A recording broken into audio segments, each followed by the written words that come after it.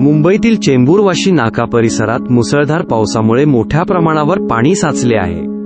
संपूर्ण रस्ते तळ्यात रूपांतरित झाले आहेत आणि येथील परिस्थिती खूपच गंभीर आहे. तुम्ही पाहू शकता की अनेक स्कूटर आणि चारचाकी गाड्या पाण्यात अडकल्या आहेत. बऱ्याच वाहनांचे इंजिन बंद पडले आहे, ज्यामुळे लोकांना पाण्यातून चालत जावे लागत आहे.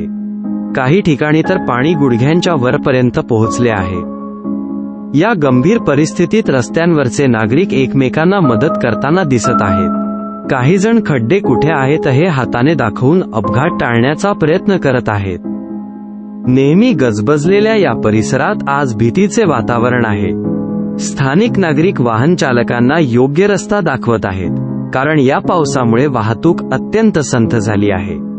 रस्त्यावरील दुकाने आणि घरांमध्येही पाणी शिरले आहे. ही परिस्थिती मुंबईत वारंवार दिसून येते.